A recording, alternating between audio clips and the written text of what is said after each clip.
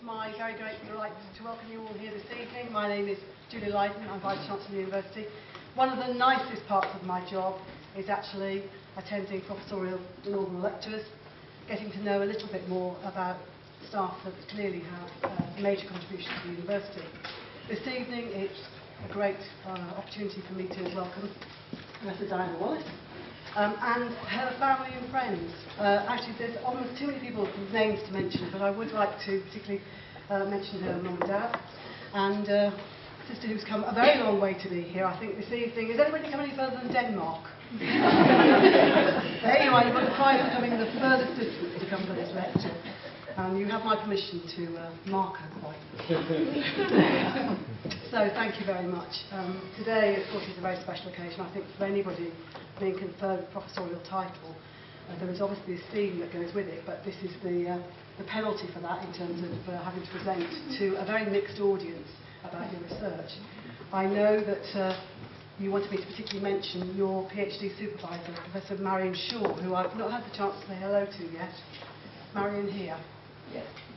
Hello, Marion. Hello. It's really, really nice to meet you. I hope to catch up with you afterwards. But I know you provided real inspiration and support for Diana during her studies.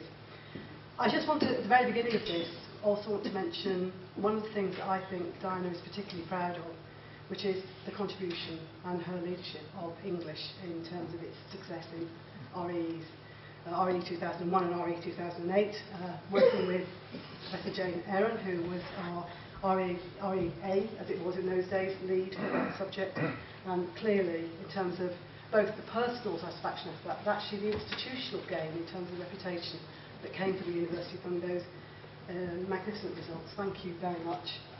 I just want to go back to Diana and a little bit about her. One of the nice things about our conversation is I get some insight into why people have chosen some of the paths they've had, or why serendipity has led them to this point in their life. And you described your love of reading and books, and clearly in the family home in a slightly remote part of Wales, or a part of mid-Wales that I know quite well, they were an inspiration for her. And as the family didn't own a television when she was growing up, she said herself, books were perhaps the only way you could distract yourself from everyday life. It led to Diana undertaking a study at both undergraduate and postgraduate level in terms of English, completing her first degree in English at Lancaster in 1985. She was a very determined and remains a very determined individual and wanted to continue with postgraduate study but couldn't afford to do so immediately. So off she took herself to London and took on relevant work in terms of publishing houses and various other activities, so that actually she could fund herself to go back and do postgraduate study, which is exactly what she did. She went back to Lancaster and undertook an MA in English and Women's Studies, which she completed in 1991. She then moved on to a sponsored PhD at studentship at Loughborough, hence the connection with Marion. Through Marion's supervision, her thesis title was Sisters and Rivals, Female Rivalry in Novels by Women, 1914 to 1939. And she completed her PhD in 1997. When I asked Diana why she had gone this particular way in terms of her research and this field of studies, she very honestly replied that it had been her undergraduate studies, which had been dominated by male tutors and literature written by men, that had made her think there must be some counterbalance to this. Actually, where's the voice of women? And all of you that know her well, that remains part of actually what Diana's about. And I know we're going to talk more about how we get more female professors in this university. So clearly her work, her research, led her into what we all now know for her distinctiveness in the field of women's writing. And it's that that's established her reputation and then her professorial title here in June 2011. After the completion of her PhD, Diana began her academic career in teaching roles at Loughborough and Nottingham Trent universities, joining the University of Glamorgan in September 1998. She was promoted to principal lecturer in 2005 and then to reader in, I must have got this right, 2006. I got that wrong. I've got 1996 here, which doesn't look right. 2006. Thank you. It's all a bit blurry. In a moment. And then, as I've mentioned, awarded personal chair in 2011. Joining the university in 1998 were, in Diana's words, although maybe not an exact translation, a very exciting period to join the department. I've mentioned the preparations for the research assessment exercise. I think 2001 was the first time the university had gone into the research exercise for English, and then obviously led onwards to the 2008 RE exercise. Professor Jane Aaron here today, of course, led on those research assessments exercises. But I think it is the team building in terms of profile and substance, that actually produced one of the best results the university had in 2008. Diana, of course, is now following in Jane's footsteps, in that you are leading our preparations for the REF Research Excellence Framework assessment later this year, with, of course, the publication of the results some 18 months later. Diana was head of English here at the university from 2006 until July 2011. She was responsible for leading a team of 22 staff members, as well as other roles such as subject leader, award tutor, and a whole range of other things that she's done here. Her teaching covers both undergraduate and postgraduate. She's supervised master's dissertations and doctoral students. So she really is that rounded academic, both contributing to teaching and to research and to support of her colleagues and leadership in the university. I guess your field of research, again these I think are your words, are about neglected women writers, Gothic and historical fiction. I'm sure this evening we're going to hear more about that and what has led her through the path that she has followed in her academic career. She's a member of the Higher Education Academy. Her publications are, I'm afraid, far too numerous for me to mention. But, for example, her monograph includes Female Gothic Histories, History, Gender and the Gothic publication, which is forthcoming by the University of Wales Press, and I'm very pleased to have colleagues from the University of Press here this evening, which is this month's publication. So beware, we're going to be talking about this later in the programme, and I'm really delighted that we're able to use this to launch that publication. Congratulations. She's worked with colleagues within the university, particularly Andrew Smith, in terms of co-editorship of journals, and has a number of book chapters and books in her own right. One I'd like to mention is the publication by Palgrave in 2012, The Women's Historical Novel, which looked at the history of British women's writing. Colleagues, I wonder if I can ask you to put your hands together for our inaugural professorial lecture this evening, Professor Diana Wallace. Thank you, Vice Chancellor.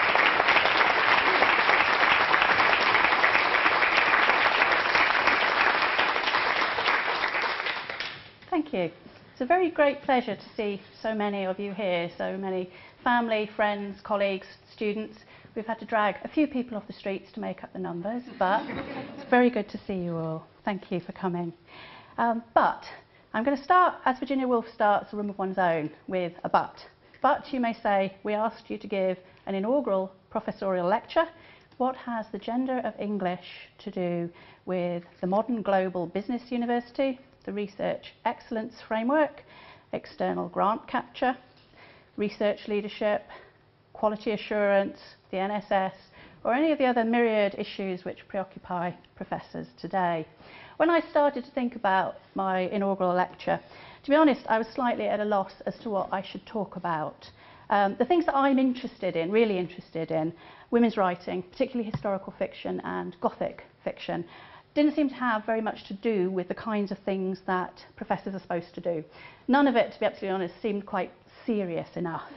The novels that I researched tend to look like this. They have covers which feature headless women. There's quite a lot of kind of heaving bosoms there, really, if we're honest about this. Alternatively, they look like this. We have frightened women running away from Gothic castles. This is the modern Gothic trash romance. So thinking about this and my work, I thought, well, what does an inaugural lecture look like? What's it supposed to be like? So for inspiration, I went back and I looked at the little pile of booklets that I've got from the inaugurals that I've been to in the university over the past 14 years. I've got a little pile of a dozen or so. I'm the kind of sad person who keeps these kinds of things. There will be a test later to see how many of you have kept the booklet from my inaugural lecture. And I looked through these dozen booklets, and I realised that in that entire time I've been here, I'd only been to one inaugural lecture by a woman. One inaugural lecture by a woman in 14 years. It was by Jane Aaron. I have to admit it was a stunningly good inaugural lecture, but it was just the one by a woman. So my next action was to check how many female professors there were in the university who might have given inaugural lectures. You know, had I missed some? I've obviously missed a few. But there are currently 59 professors at Glamorgan, of whom 10, that is 17%, are female. Currently in the UK, 20.5% of professors are female.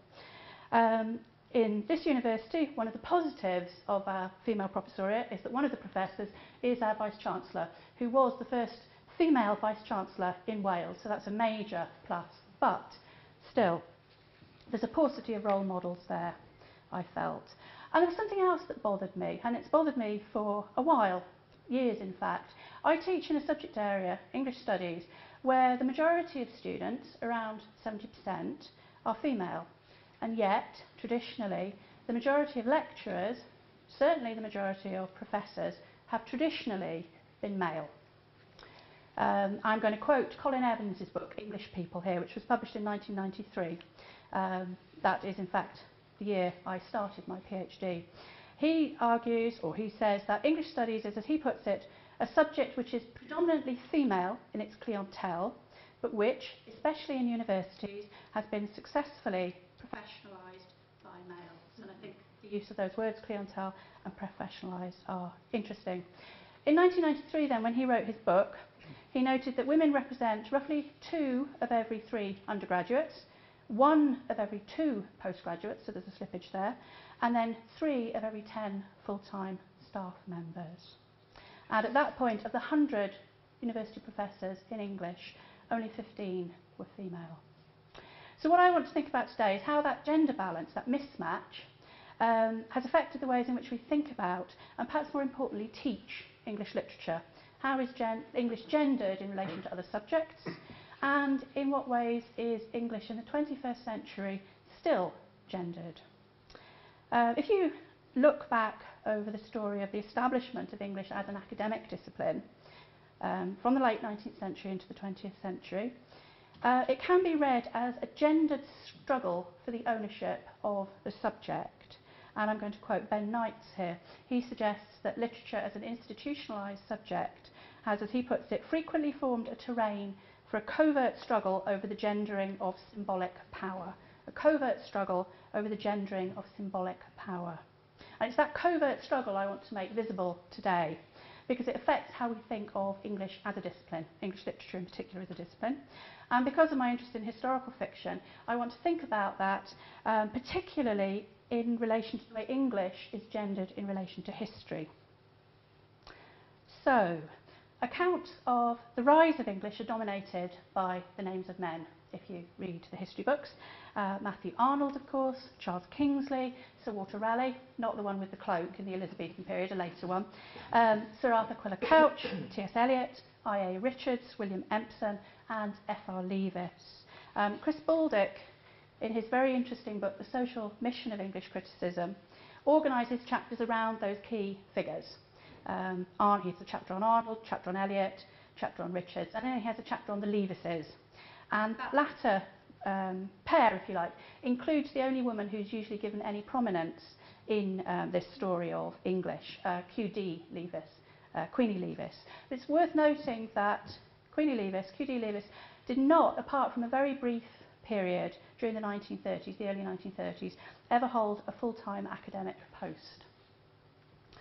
If you read the histories of English, women tend to feature in them mainly as anonymous students whose educational needs are important, but perhaps a rather regrettable part of the development of the subject. D.J. Palmer, in The Rise of English, published in 1965, quite an early text, says English literature has always been regarded for good or evil as a subject peculiarly fitted for women. I think there's a little bit of regret there coming through. The story of English tends to focus on Oxford and Cambridge, but in fact English as an academic subject was first established in London In 1828, University College appointed the Reverend Thomas Dale as the first professor of English language and literature in the country. So he was the first professor there. And this growing demand for the study of English during the 19th century came from several quarters, in fact, outside traditional academia, outside Oxford and Cambridge. And it came mainly from people who hadn't had the benefit of a classical education. So it came from the Mechanics Institutes, it came from the new working men's colleges, it came from the Workers' Educational Association, from the men who were going to sit the civil service examinations, and of course, obviously rather regrettably, it came from women. The study of English literature was seen by Matthew Arnold and others as a way of diverting the working classes from revolution. Give them books to read and they won't rebel. The New Bolt report into the study of English literature, which was published in 1921, is still using this kind of argument as to why people should study English literature. As it puts it, pride and joy in the national literature would be a bond of union between classes and would beget the right kind of national pride. Obviously, there are other kinds of national pride that aren't the right kind. English was also, and this is Kim Thomas's rather acerbic remark in her study of gender and subject in higher education. She says that English was initially used as a sop to women who were demanding higher education. So give them the study of English and that will keep them out of perhaps more important areas. So Palmer argues that the study of English began as a kind of poor man's classics. It was also equally important a kind of woman's classics. And it could also be seen as a kind of woman's history, and this is one of the things that I'm particularly interested in. In 1848, when Queen's College for Women was founded in London, Charles Kingsley was appointed as Professor of English. And his introductory lecture, his inaugural lecture in fact, on English literature in 1848 is really quite fascinating in the ways in which it presents the study of English as eminently suitable for women, not however to liberate them, but to better fit them for their roles as inspirers and helpmeets for men. Kingsley prescribes a course of English literature to counter what he identifies as the general complaint that the minds of young women are outgrowing their mother's guidance. Always a mistake to outgrow one's mother's guidance, obviously. For Kingsley, history, particularly national history, and English are very closely linked. He says, each age of literature was the truest picture of the history of its day. And he goes on to say, for this reason, English literature is the best, perhaps the only teacher of English history, to women especially. Literature, he asserts, offers a true spiritual history rather than just lists of acts of parliament or a catalogue of kings and queens. And it's because of this it's most adapted, he says, to the mind of woman. And he continues, and this is the quotation I've put up here for you, which I will read through. He goes on, such a course of history, read through literature of course, would quicken women's inborn personal interest in the actors of this life drama and be quickened by it in return, as indeed it ought.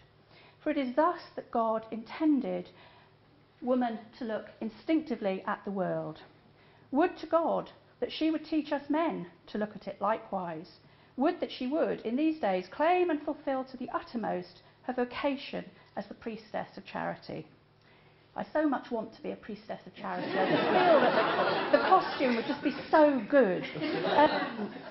That woman's heart would help deliver men from bondage to his own tyrannous and too exclusive brain from our idolatry of mere dead laws and printed books. Literature is basically to be taught here as a soft version of history. Which is appropriate for women, and it's one that will inculcate the proper values of instinctive sympathy into women. It's identified with the heart and with feeling, with emotion, obviously the soft side of the spectrum, and it's set against the hard side of the spectrum, the brain and the intellect. And the dead laws and the printed books here seem to stand in metonymically for an alternative, harder and male version of history, which probably includes acts of parliaments and so on. English is then very explicitly gendered feminine, female in this. So English in this early period might appeal to women students, but that was part of the problem in terms of getting it established as a discipline. And I'm going to turn to Bonnie Smith's book, The Gender of History, published in 1998, as a kind of comparison, because she documents the ways in which history as a discipline was professionalised in the 19th century and early 20th century through, she points out, the exclusion of amateur, often female historians. So she argues we accept as natural a title like J.P. Kenyon's The History Men. That was published in 1983. And more recently, there's the success of the play and film of Alan Bennett's The History Boys. It was performed in 2004, filmed in 2006. And that's a kind of more recent example of that kind of gendering, the history men, the history boys. A similar kind of professionalisation of the discipline happened in English, perhaps not quite so successfully. The feminine doesn't manage to get kind of shunted out so easily, I think. But in order to professionalise and institutionalise English studies, particularly in Oxford and Cambridge, which are of course the kind of pinnacle of education in this country, it had to be taught by male lecturers, and crucially it had to attract male students. If it didn't attract male students, it couldn't be professionalised. At Oxford, the majority of the first students to study English were female, 69 of them between 1897 and 1901, compared with 18 men, so very, very predominantly female. But the women, of course, were taught from the outside at that point. They couldn't be part of the universities. So if the School of English had to grow, it had to attract men, because they were the only people who could be part of the university. By 1909, it was starting to level out. The appointment of Walter Raleigh as Professor of English Literature was one of the things that helped to establish that. And then by 1919, the numbers have actually reversed. So you get 152 men and 118 women taking the normal English course. In the 1920s, then, the key problem for English, for this embryonic subject, which was attempting to establish itself in universities, was that it had to establish that it was not, to quote the Newbolt report again, a soft option. And we're probably still struggling with that sense that English is a soft subject, a soft option. So the Newbolt report in 1921 argues the man, and I think it means very specifically the man here, who enters an English school hoping for an idle or easy time should find at once that he has deceived himself. So this argument that English is in fact a hard subject suitable for men. The necessity is to prove that it's not a feminine subject. The story of the women's access to higher education, both academics and students, is extremely complicated. They gained access to different universities, different courses at different times. They might, for instance, be able to attend courses, take exams, and even teach in some areas in some universities, but not be members of the university and not take their degrees. And it's very difficult to disentangle how it was established. So what I'm going to do is focus briefly on one key figure as an example. And this is Caroline Spurgeon.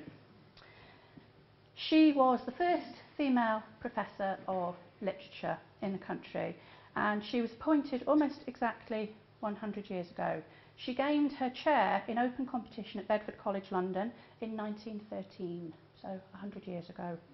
The interview was, she recorded, a rather tense affair. There were 4 other candidates for the job, all of whom were male, and one of whom actually appears to have fainted. She was obviously so stressed by the situation.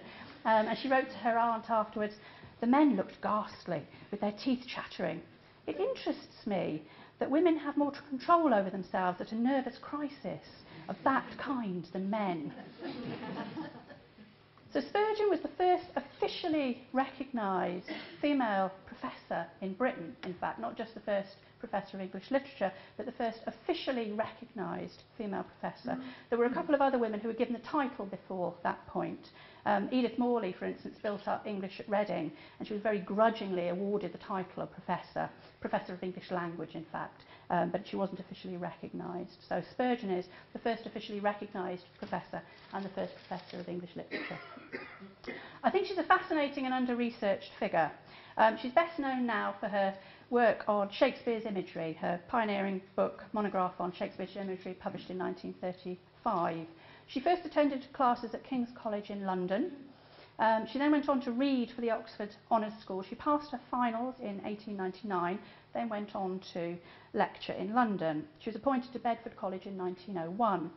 But of course, without an officially recognised first degree, she couldn't get a doctorate very easily. So there was a very thorny question: how do you get a doctorate if you don't have a first degree? And she solved that by going to France, by going to the Sorbonne.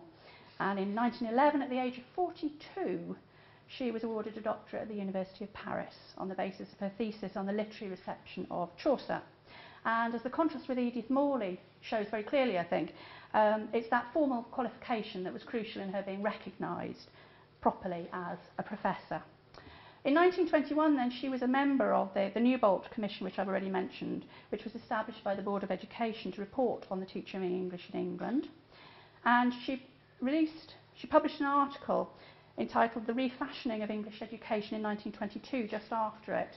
And in it, she criticises the class and gender barriers imposed by the English education system quite forcefully. Traditionally, she points out, only what she calls the sons of the wealthier classes had been given an education for life, and this had mainly consisted of the study of Greek and Latin. And she writes, the idea of similar elementary education for all, which in America is almost axiomatic, is for England revolutionary. And in contrast, she argues that all boys and girls of whatever social class should benefit from what she calls a humane education, which included English literature. Spurgeon's literary criticism is not explicitly feminist, but what she does do is to demonstrate a keen interest in the cultural context of literature and also in its reception. And Juliet Dorr has discovered the transcript of her viva for her doctorate, and that includes the following statement from Spurgeon. It's a weird and suggestive thought that all the various pieces of criticism of which Chaucer has been the object should serve now not to judge Chaucer, but to judge precisely those who wrote them. And that insight into the cultural and historical context of literature is a road not taken in literary studies until slightly later, I think, and it connects in interesting ways to some of the things I want to say about historical fiction in a minute. A key moment in the history of women's access to higher education is 1920. That's the date when women were first admitted to degrees in Oxford.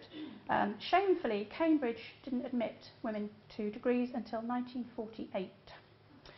In 1919, Vera Britton, who was then at Somerville College, wrote to her mother, if they pass it, she's talking about the statute for degrees for women, when I do get my finals, I shall also get my degree, and you will see me going about in a mortarboard and gown. And in Testament of Youth, she records very movingly, I think, the very first degree ceremony at Oxford in which women took part. And it included not just the current graduating students, but also women who had previously passed their exams but not been awarded a degree. And that included the historical novelist D.K. Broster. And Britton notes in Testament of Youth, she says, these women's gowns and caps, those soft, black, pseudo-mortarboards, with their deplorable habit of slipping over one eye, were nevertheless the visible signs of a profound revolution. Now, that passage resonates particularly with me because when I graduated with my BA, and I wasn't going to mention the university actually, but you all now know where I graduated from, and this was in 1984, I didn't get to wear a mortarboard either. Like those women in 1920, but 65 years later, I and my fellow female students, when we walked on stage to receive our degrees, wore soft black pseudo mortarboards. So we didn't get to wear proper mortarboards. And I'm reminded of that moment actually every year at graduation now, as I precariously safety pin my hood to my gown. And those safety pins are another reminder that academic robes are designed to be worn by men, and I think every woman who wears an academic robe in this room knows what I'm talking about. That desperate attempt to pin it somewhere where it's not going to come adrift and do something awful on stage. Does it matter? Does it matter that the clothes don't fit? Does it matter that the titles of our degrees, Bachelor of Arts, Master of Arts, remind us that we women in the universities are here as honorary men, even now when female students outnumber male students? Maybe, maybe not. In the 1990s, a valuable body of work on gender and English began to build up. And a lot of this came out of the work of Duet, the development of a university English teaching project, and the work which was done by Colin Evans and Ben Knights. And there's an essay in a volume edited by Ben Knights in which the contributor, Mark Dooley, stresses the need for teachers of English to be, as he puts it, more self-reflexive. He says that they should think about the route by which they entered their profession or vocation, how their subjectivity and the ways in which it has been shaped subsequently influence their pedagogical practice. So what I'm going to do briefly now is to reflect on my own experience of English. And if I'm honest, I didn't much enjoy my undergraduate experience of studying English in the mid-1980s, and the reasons for that I now realise were profoundly gendered. The first is to do with the way in which the subject was then taught in the 1980s.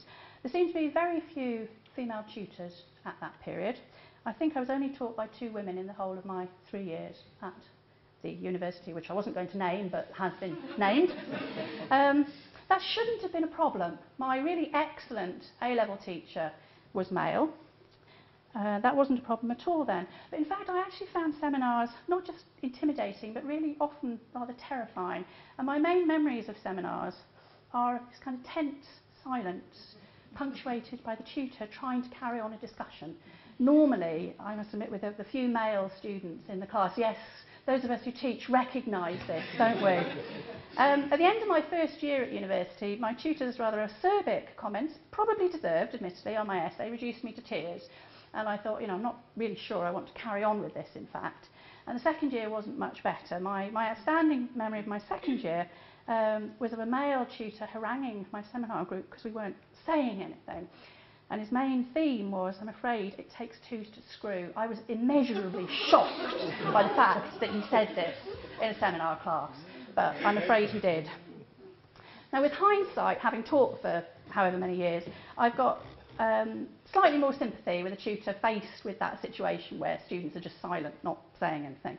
But at the time, that atmosphere, that combative atmosphere, and what I felt was this ever-present possibility of being ridiculed for giving the wrong answer, I found that deeply off-putting. The other problem was the curriculum. There were very few women writers included, as the Vice-Chancellor has mentioned. Probably around 75 to 80% of the texts we studied were written by men. I was aware of one female tutor who was introducing material by women, but there wasn't very much. And there seemed to be this radical disjunction between what I read for pleasure, which was often historical fiction by women, and what I was required to read for my course, and the ways in which I was required to write about it. So there's this disjunction. And overall, I found what I then experienced as the masculinisation of the subject, in terms of both curriculum and teaching, profoundly alienating. What saved me was finding a copy in the library, by accident, of Ellen Moyer's book, Literary Women, which was published in 1976. That's one of the earliest works of feminist criticism, and it drew attention to this whole tradition of women's writing, which represented female experience in very varied and exciting ways.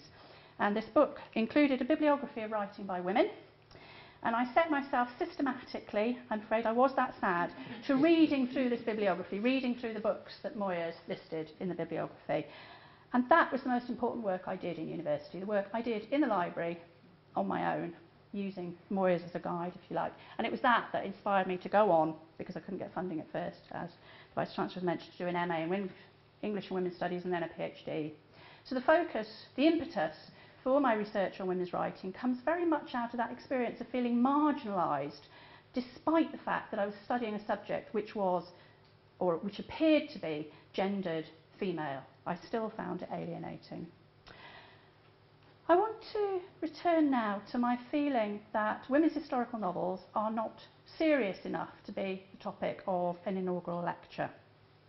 And I want to do that because the debates about historical fiction both exemplify and crystallise some of the complexities of the ways in which academic subjects, particularly English and history here, are gendered in subtle and important ways that we don't necessarily always pick up.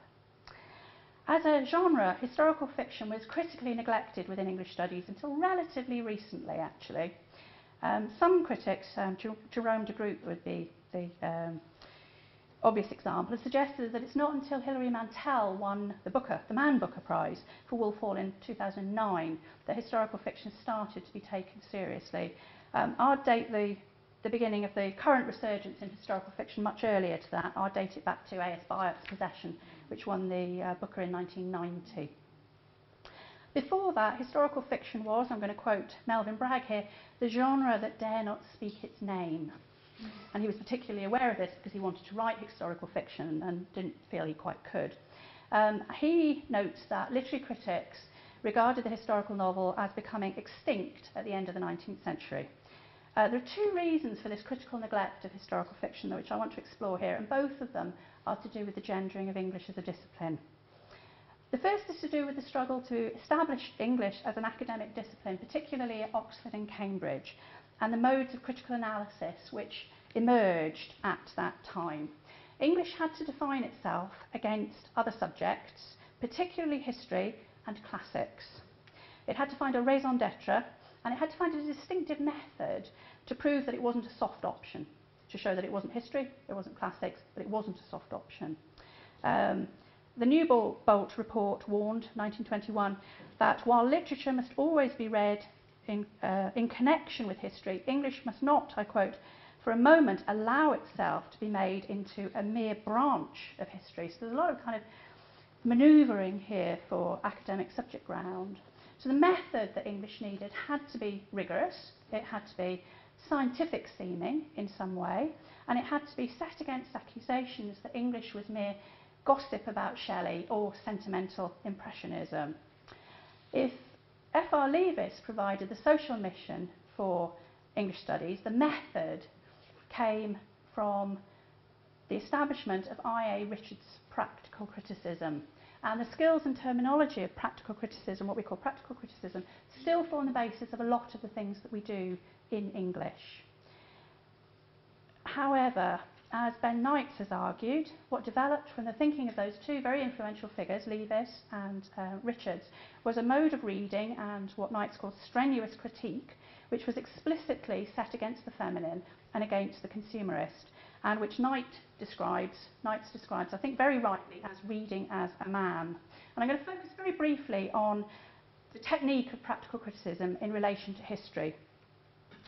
Richards, I.A. Richards, I should perhaps mention, started off doing history, decided he wasn't keen on it and shifted to, I think it's moral sciences in Cambridge. He's on record as saying that history shouldn't have happened. This was post the First World War, so there are reasons for it. Okay, so in Practical Criticism, the book he published in 1929, he describes the method of practical criticism. And what he would do is he would give his students a poem with no identifying details. They wouldn't know its title, they wouldn't know the poet's name, or the poet's gender, of course. They wouldn't know the date of the poem, or any other details. They had purely the words on the page, divorced from any kind of context at all. And then they were asked to comment on the poem. Very difficult to do that, in fact.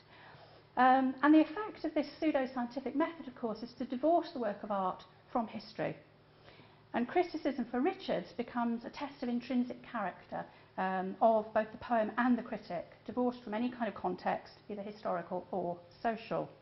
Now, Richards' technique works best with short lyric poems. It's very difficult to use it for fiction, and it's almost impossible to use it in the analysis of historical fiction. So if you combine that method, that ahistorical method, with F.R. Leavis's dismissal in the great tradition of the historical novels of Walter Scott, he says, out of Scott a bad tradition came, so he wants to set out the great tradition.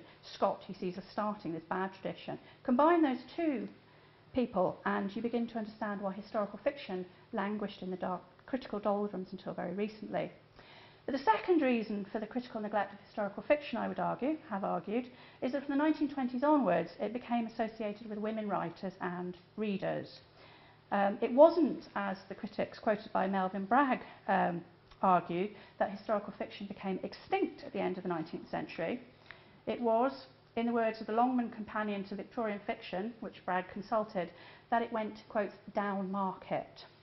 And Bragg paraphrases this. Dickens became Baroness Orczy, Thackeray became Hare, Georgette Hare, Hardy became Catherine Cookson. Serious writers allegedly associated historical fiction with romance and avoided it like the plague. put it rather differently, though, what actually happens at the beginning of the 20th century is that historical fiction becomes a female genre, or a feminine genre, if you wanted to put it that way. And many of the women writers, many of the women who were among the first to benefit from a university education in the 1920s, the 1930s, went on not to become academics, and looking at the obstacles encountered by Edith Morley and Caroline Spurgeon, you can see why. They went on to write fiction instead. Many of them, of course, studied either English or history at the universities. And among those new university-educated novelists were Vera Brittain, D.K. Broster, Rose Macaulay, Hilda Reid, Phyllis Bentley, Margaret Kennedy, Storm Jameson, Margaret Irwin, H.F.M. Prescott, Mary Renault and Helen Waddell. Naomi Mitchison, Georgette Hare and Mary Butts attended lectures but didn't take a degree. As I said, it was a kind of complicated pictures. And it's these women who picked up the historical novel and used it, to quote Virginia Woolf, to turn history wrong side out and to reimagine women's past lives. And in doing so, they reinvented the genre of historical fiction. And there's a certain irony, I think, in the fact that at precisely the point when the male academics responsible for professionalising English studies were swerving away from history, women writers outside the academy were using fiction to reimagine women's unrecorded history. And the most famous example is perhaps Virginia Woolf's imagined story of Shakespeare's sister in A Room of One's Own. It's a tiny historical fiction, writ small, but has nevertheless had a profound impact. A wider history of the reception of historical fiction has much to tell us about the gendering then of both English and history. Historical fiction is a hybrid genre, and as such it has tended to be disparaged by both literary critics and historians. So in a sense it can't win. The historians don't like it, literary critics don't like it either. But what interests me is the gendered terms in which it is often discussed. And to think about this, I'm going to go back, possibly unwisely, to the late 18th century, the beginnings of the genre, and William Godwin, himself a writer of historical novels. This is 1797. Come on in. There's a seat up there. What he's doing in this passage here, in fact, is summarising the kinds of arguments which are being made against this newly developing historical romance it is at this point.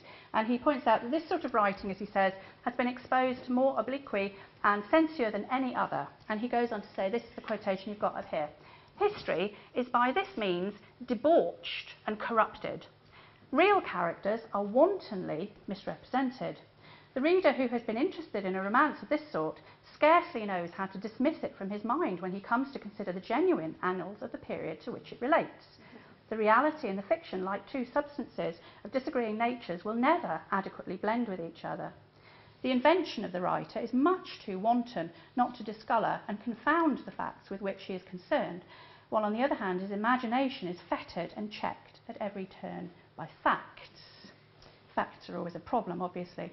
The sexualised and gendered terminology here, I think, is really interesting. History is figured as debauched and corrupted by the wanton imagination of the fiction writer. And wanton, I think, is a very gendered term, actually. I've rarely, if ever, heard it applied to men. It's very much a term which gets applied to women, and we can argue about this later. Yes. So fiction here is figured as female. It's figured as a woman debauching and corrupting history. A few years later, however, when Sir Walter Scott published Waverley, 1814, often mistakenly, I should point out, regarded as the first historical novel, he was hailed as having rescued the novel from a decline into feminine sentimentalism through an infusion of manly history. There was a very lengthy review of Lockhart's biography of Scott by the historian Thomas Carlyle, and it argues for the benefits of a vigorously masculinised history to an emasculated nation. Carlyle refers to Scott as an old fighting borderer of prior centuries who rescues literature in, as he puts it, this sickliest of recorded ages, when British literature lay all puking and sprawling in Wertherism, Byronism and other sentimentalism, tearful or spasmodic. And he equates writing with fighting. He says, in the saddle with the foray spear, Scott would have acquitted himself as he did at the desk with his pen. Scott famously limped, so this seems a little unlikely, but we're talking kind of imagery here. This next quotation is Carlyle again, and he argues in a key image in this review that in Scott's novels, the old life of men is resuscitated, as he puts it here, not as a dead tradition, but as a palpable presence. The past stood before us. There they were, the rugged old fighting men, in their doughty simplicity and strength, with their heartiness, their healthiness, their stout self-help, in their iron basnets, leather jerkins, jack boots, in their quaintness of manner and costume. There, as they looked and lived, it was like a new discovered continent in literature. So history here is figured as not just a man, but a fighting man, who is going to reinvigorate this effeminized and sentimental literature. And Leslie Fiedler picks up on this in 1960, and he argues that Scott's achievement was to introduce real history into the novel. And Fiedler writes, the historical romance is the cleanest of all the subgenres of the novel thus far, the creation of a self-conscious attempt to redeem fiction at once for respectability and masculinity. Clearly, women novelists are just a little bit dirty somehow. It's all got to be cleaned up. What's really fascinating is that the same kinds of debates are being played out today around historical novels and in similarly gendered terms. And I'm going to take the example of Philippa Gregory, because her work is phenomenally popular, and yet it polarises opinion in very interesting and very gendered ways. And I'm going to think about her novel, The Other Boleyn Girl, which was published in 2001. And I'm going to argue that this was just as significant as Mantell's Wolf Hall in making historical fiction popular again. It was a bestseller, of course, and it's been filmed twice, once by the BBC, rather interestingly, and once, rather appallingly, in Hollywood, I'm afraid. It could be argued that it's one of the key texts that sparked our current obsession with the Tudors. Gregory herself has a PhD in 18th century literature from Edinburgh University, and she's on record as saying that she turned to writing fiction because of a lack of academic jobs in the 1980s. I believe she blames Thatcher. Her thesis was a study of the popular fiction of the 18th century circulating libraries, and it focused in part on the didactic possibilities, the educational possibilities of popular fiction. But it's also really astute, I think, on the ways in which fiction reflects or refracts the dreams and fantasies of both authors and readers, our dreams and fantasies now, not those of the 16th century. The marketing of The Other Boleyn Girl and its form and its language, it's told in the first person by Mary Boleyn in very 20th century English.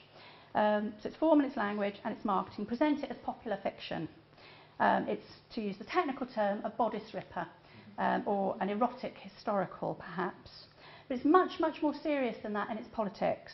In fact, The Other Boleyn Girl is an avowedly feminist and Marxist attempt to give a voice to a woman who was, until that point, very little known. Mary Boleyn was the sister of Anne Boleyn, and she was the mistress of Henry VIII before he married Anne Boleyn. Mary may or may not have had a child by Henry. She may or may not also have been the mistress of the King of France. There's not a lot of evidence, really. Henry's prior relationship with Mary made his marriage to Anne Boleyn, like his marriage to his former sister-in-law, Catherine of Aragon, a form of incest by the thinking of the day. What Gregory does is to take the very, very few facts we have about Mary Boleyn, which include just one surviving letter, and she weaves around them a historical novel in the tradition of Anya Seton and Margaret Irwin. If anything, the novel's politics, its feminist politics, its Marxist politics, are worn slightly too much on its sleeve. It's got perhaps rather too many comments from Mary, which are more a kind of 20th century feminism than a 16th century understanding of the world. It's perhaps a little bit too obvious, if you like. But it is a novel which is much more self-consciously engaged with the ways in which we construct narratives about the past and whose interests those narratives serve than it may at first appear from the cover, or indeed the rather appalling film poster there. What interests me most, I think, is the virulence of the attacks on Philippa Gregory from both literature specialists and historians, and on the web, actually. If you go onto the web, there is an awful lot of really quite unpleasant stuff about Philippa Gregory on there. Actually, I don't recommend you do it. The next quotation I want to give you is Toby Litt, the novelist Toby Litt.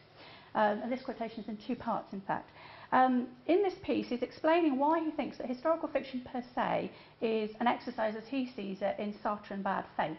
And he uses Gregory as an example of historical fiction. And this is what he says.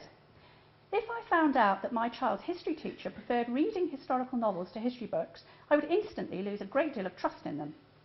If, on the other hand, they confessed to reading a single Philippa Gregory novel just to see what they were like, but with a queasy feeling of self-disgust, I would immediately trust them more as a history teacher.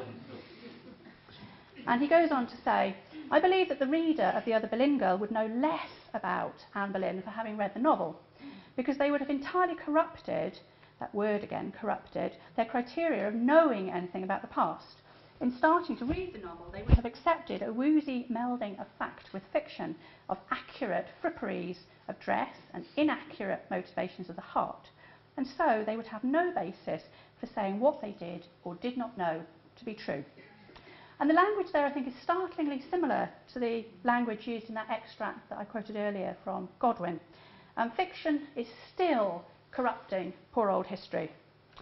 It is associated with wooziness, with fripperies, with inaccurate motivations of the heart.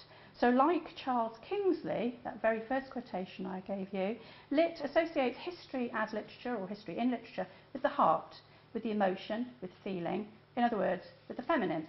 And again, it's a kind of soft history which is associated with women, but here in a very, very bad way.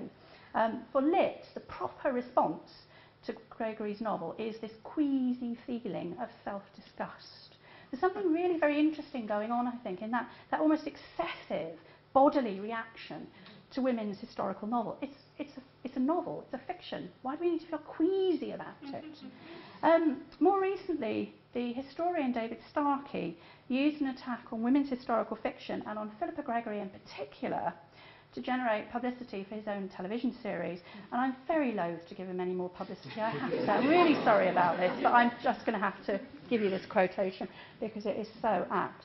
He attacked what he called the feminisation of history, particularly that he, as he put it, the fact that Henry VIII has, in a sense, has been absorbed by his wives.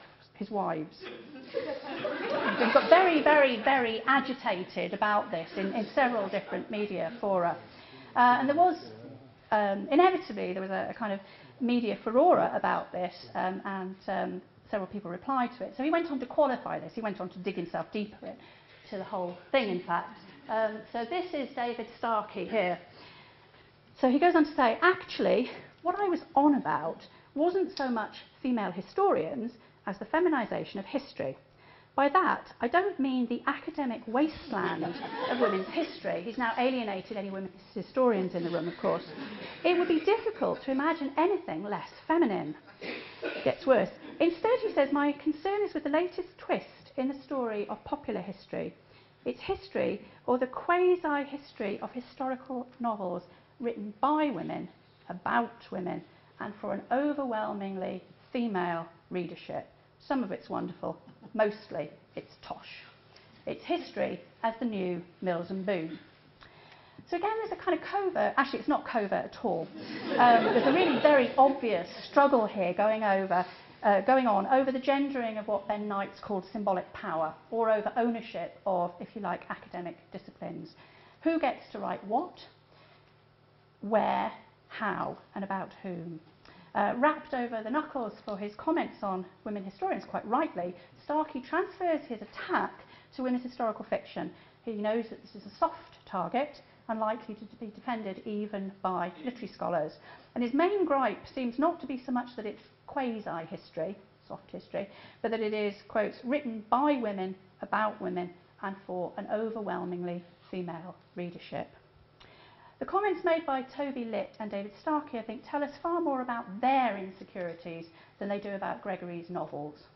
Both men seem to me to be trying to mark out their territory by fending off the female in language that suggests that anxieties about the ways in which history and literature are gendered are still very much live issues. So, where are we now in 2013, 100 years after the appointment of the first female professor of English literature? The gender balance of students in English has remained remarkably consistent since 1993, when Colin Evans wrote English People. If you look at the HESA statistics, the Higher Education Statistics Agency statistics, they show that in 2002 to 3, 71% of all students studying English, undergraduate and postgraduate, were female. In 2005 to 6, it was 71.2%. In 2011 to 12, it was 70.2%. So we've got a fairly even 70% of students are female. What does seem to have changed is the gender balance of academic staff from 1993. HESA don't separate out English academic staff in their figures. So what I've had to do is go back to departmental websites to get a very, very rough sense of where we are in this. And I just looked at the Welsh universities, going by their websites. So in the Welsh universities, 51% of academic staff in English literature, in English, and I'm here counting literature and creative writing, and that's another debate, are male, and 49% are female. Very, very close to half and half, in fact. But it's at professorial level that there still seems to be a gender balance that actively reverses the undergraduate profile. 59% of the professors listed on those websites are male, and 41% of them are female. And this is the beginning of a new research project that I'm just starting, so all I'm giving you here is a very, very rough trend. How much does all of this matter? Surely we can ignore, for instance, the rather peevish attention-seeking of Professor Starkey. I think the gendering of subjects matters, and I think we need to think much more carefully and self-reflexively about it. And it matters because it still influences what gets taught in English departments, how it's taught, and by whom. Understanding the ways in which the subject has developed can help us understand the current gender balance of students and staff in English, and how they experience their place in the university. And I think back to my own experience of my place within the university in that sense of being excluded somehow from this subject area, which was allegedly female, if you like. It also matters, this gendering, it also matters because these issues help to determine which subjects and students are considered worth funding, because they influence what research is valued and who gets promoted to reader or professor. And it matters because the current undervaluation of humanities in higher education is also an undervaluing of the predominantly female students who study those subjects and the rather fewer female staff who teach those subjects. I want to take this opportunity, before I finish, to pay tribute to the female academics in English who have inspired and supported me over the years. Professor Marion Shaw, my PhD supervisor, Professor Jane Aaron, Professor Helen Phillips, Professor Lynn Pearce, who is not here, I think, at Lancaster, Dr. Jenny Williams, who is unfortunately not able to be here, and Dr. Gillian Spraggs. And one token man I'm going to include there, Professor Gavin Edwards, who can't be here because he's doing something with a sick cat, I think. I didn't like to ask too many details about that. And finally, I want to thank my family, of course, for all their support over the years, and particularly my partner, Charlotte. Thank you.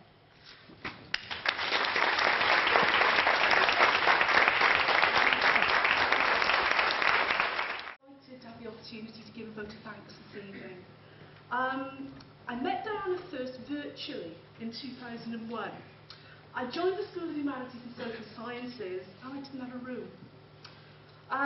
Diana was actually on sabbatical but very kindly let me use her office while she was away. So this strange woman appeared and went into her office. I was new to the school, a little bit finding my bearings, and what was wonderful for me was A, the email exchanges that we had, but I walked into a room with things that I was familiar with. The writers that I read, the writers that I loved, the writers I enjoyed. And to make me feel sort of welcome in a faculty was absolutely fantastic. Since then I've had the pleasure, and it is a pleasure, of working with Diana over a number of years now. I'm always very struck by her passion, her commitment to the subject area, and the drive that she actually has. Looking at her family in front, I mean, you must be incredibly proud this evening for all her achievements thus far, and obviously to come as well. I had a sneak preview of Diana's lecture, and it's caused a little bit of debate and discussion in my household, to say the least. My husband is a historian, and I'm an English graduate. We have had some very interesting debates over the weekend over this, particularly over the word wanton. I think we have very differing opinions on how loaded that particular word can be. I was very delighted to be able to support Diana's application professorship at the time as well, so it is great to be here to talk about this. In preparation for this, I did have a chat to some of Diana's students, about her. And I think this is very complimentary. Her students describe her as awesome, which I take to be an absolutely. In terms of the support, the knowledge, the feedback, the way in which she's encouraging them to learn, and not just to be the undergraduate student, but take it sort of beyond there. That imbalance that Diana's talking about, that yes, we have a percentage of English graduates, but then what happens next? We were talking about our own undergraduate experience this morning over coffee. We both graduated during the same year. And Diana had 2 female lecturers, I had 1 in my subjects. And, you know, reflecting on those changes and developments. Some of the areas I think I particularly identified looking through this, I think this idea is perception of subject areas. And we do make assumptions about subject areas, we do group things and box things, and we shouldn't perpetuate this as a university, certainly not. There's some very sobering statistics in some of the information that Diana's given us about female professors, about engagement. We need to very much look at this. And this sort of unrepresentative nature of teaching staff. You know, we're here to mentor, we're here to develop, we have a very important sort of role in doing this. And I think the issue about the professionalisation of subjects as well. I was telling Diana, when I did my PGCE in primary and special needs, I was taught theory and the serious areas by men, and the practical softer stuff was taught by women. And I thought that was a really interesting thing of the profession. Something that was in the press last week.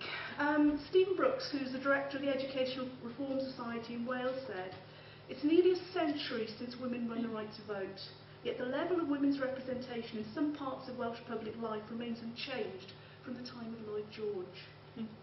I think we're very fortunate that we have academics like Diana who encourage us to confront, encourage us to challenge, and, you know, long may this continue. Diana, sincere congratulations on your achievement and the achievements to come. It's an absolute privilege to work with you.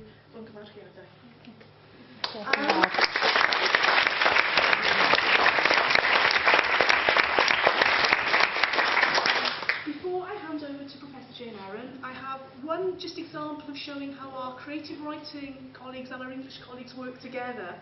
And there is an invitation on Monday at the Atrium in Cardiff to the End of the Earth. 2 writers, Mark Tredinnick and our own Jeremy Hooker, will be reading and in conversation. So an open invitation, colleagues, and that's a 7 p.m. start. If I could hand over to Jane, please. Congratulations. Oh, sorry, I'm preempting now. There is an opportunity for questions. I'm saying at the start I don't want to stifle debate and discussion, and I've actually done that. Colleagues, are there any questions that you'd like to ask Diana, please?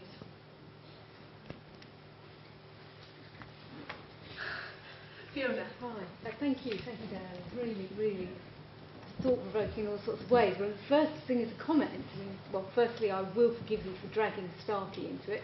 But secondly, some of the things that some of those 19th century commentators were saying about English are remarkably similar to what Michael Gove was saying about history last week. That it's our role to tell the national story, whereas most of us thought it was our role to produce young revolutionaries. So we're rather surprised by that. But what came out from your talk was that a lot of the time you're positing history is being presented as male in comparison with English female. But history has many houses, and for example, if you look at the history of war, it is of course a largely male preserve. But if you look at the history of art, it's almost exclusively female. So, I mean, this notion that there is sort of homogeneous history is the one I was going to question, because there are many different types of history, and I think there are gender boundaries within that, but there isn't a specifically male history as well as. Yes, I would agree with you. I don't think I am saying that there is just one I'm just saying homogeneous that history, but they are saying that. Yes, no, yes. I would say, I mean, has that not been questioned, is I suppose what I'm Yes, saying. I think it has been questioned and it should be questioned. I agree with you about Michael Gove. I think the emphasis has perhaps shifted from the 1920s, when the onus was on English literature to represent national pride and to inculcate national pride, and now it's about history, and it's history's job to do that. The spotlight's shifted off English, I think, in that sense. Yes. And that was in the first national curriculum as well, and yes. the national curriculum, when it first came out, was famous for encouraging history teachers to teach empire at its zenith. Yes, Thatcher got very, very exercised, didn't she, about the history curriculum, despite the fact that she was a chemist. Yeah, and the profession really rejected the idea of teaching empire at its zenith in particular. Very much so. Yes, thank you. Helen? Just a comment. I think between 1870 or so and 1950, while women were very underestimated in most areas of academia and their subjects, they were quite high among the number of editors of texts, yes. whether they were Old English, Middle English, Early Modern. But I think this area both wasn't perceived as a threat, because it was seen as using women's conscientious and meticulous scholarship and learning and attention to detail and their capacity for endless hard work.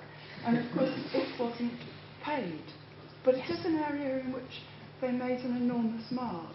They become kind of handmaidens, the greater academic project, perhaps. It's not emotional and personal. It's extremely academic, learned, objective, and all the principles of it are those of 19th century science. Yes, yes, I agree with you, very much so. Thank you. Marion? When I was a young lecturer, and when I was a student, in order for English to be seen as hard and manly, we ground our way through a lot of Anglo-Saxon English. That has largely gone from many provincial universities anyway. But do you think that when the 80s came along with the arrival of high theory, that is, and it's been very masculinized, I think. Yes. Not totally, but it has been quite masculinized. That's another attempt to make it scientific and difficult and yes. kind of manly. Yes, I would. In fact, I was going to talk about that a little bit, but I didn't. I absolutely agree with you.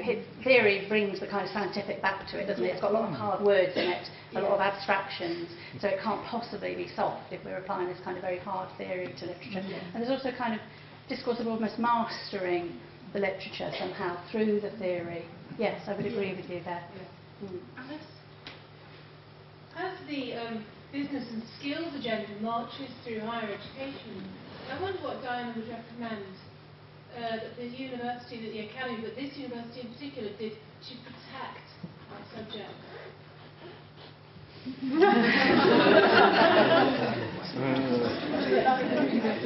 I think that's a very interesting and an unanswerable question, in fact.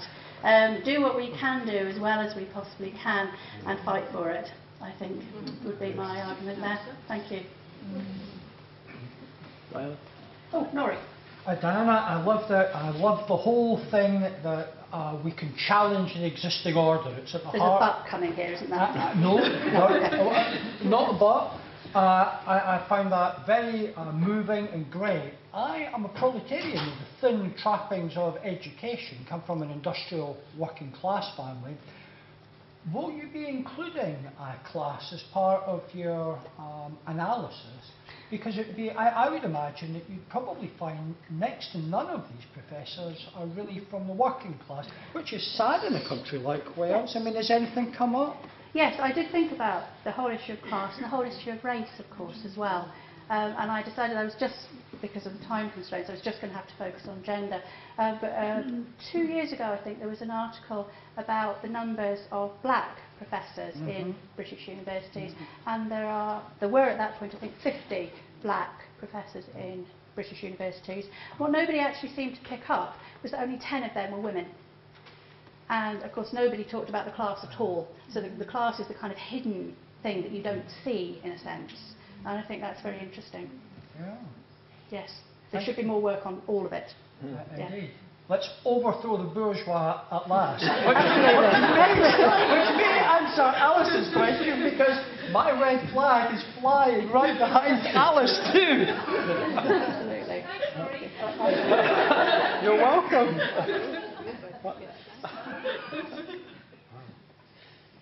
Colleagues, if there aren't any more questions at this point, there is opportunity for some refreshments and courses afterwards, and I'm sure there are lots more debates and discussions to actually follow. I'll get it right this time. I'll now hand it over to Professor Diana.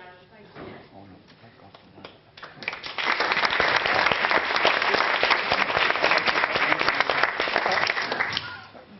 Well, it is my great pleasure tonight, Professor Wallace, to welcome you formally to the ranks of the professoriate. That is my role here. In all fields, in relation to your scholarship, your teaching, your publications, and academic leadership, we know full well you will shine among us. I'm not, I'm afraid, familiar with the proper rites for welcoming new members to the professorial ranks, but I know that in other similar rituals, like that, for example, of welcoming new Eisteddfod bards, bardic ranks, a song of greeting is a must. So perhaps it would be appropriate here too. But, alas, I'm not myself a poet, and I'm not even a singer. So I'm afraid we'll have to make do with an old song, and it won't even be sang. The context of the original song and the present occasion are not quite identical. I've had to change a few words, but the emotions are very much the same, and I assure you that they are, on the present occasion also, completely heartfelt. So, to Professor Diana Wallace, on the occasion of her inauguration into the professoriate, to be precise, into the female professoriate. Consider yourself at home. Consider yourself of the sorority. We know you to be full strong, steadfast, you'll last, you're helping prof women along. So consider yourself well in. Consider yourself part of the furniture. There isn't a lot to spare. It's not fair. We care. We want a more equal share. But if it should chance we'll see still leaner days yet to be, we've got you at least aboard ship. You'll fight for the right of women in scholarship. We've loved your historical dames. Your Goths we are eager to greet. So Diana, without more fuss, consider yourself one of us.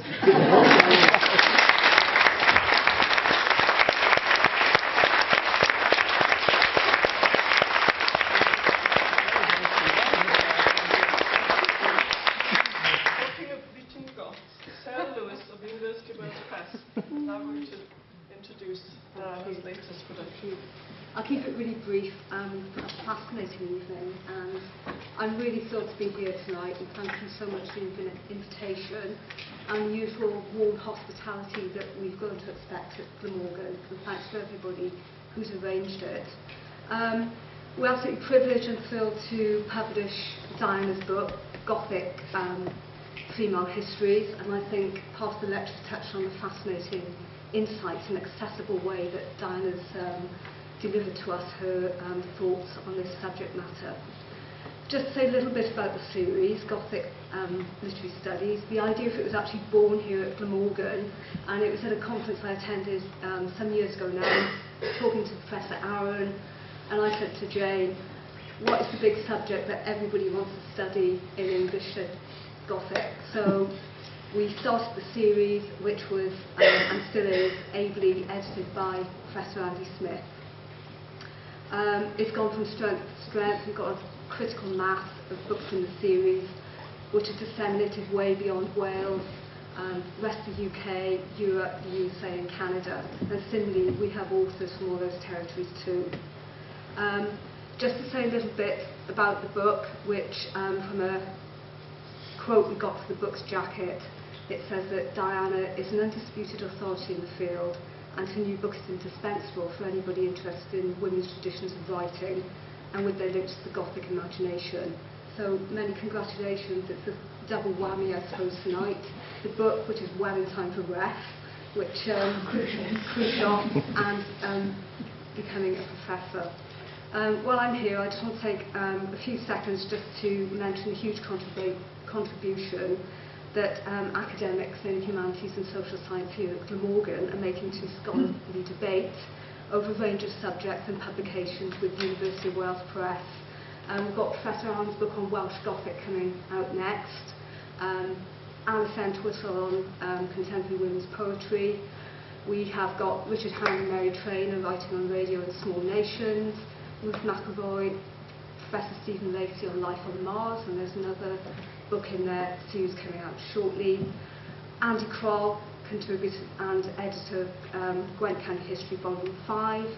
Professor Gemmy, who still teaches here part-time, who's written on a range of subjects from Brittany to Muslim women. Contribution to journals as well, Andy Thompson, Contemporary Wales, Lisa Lucid-Coburn. And if I've missed anybody out, I do apologise, but I think what it really demonstrates is that this department here really punches way beyond its weight, and the scholarship from here is being disseminated very widely. So I just want to say thank you to all the Glamorgan authors, and particularly to Diana tonight for being such a lovely, engaged author. And if anybody wants to write for the press, please do get in touch with us. Thank you very much.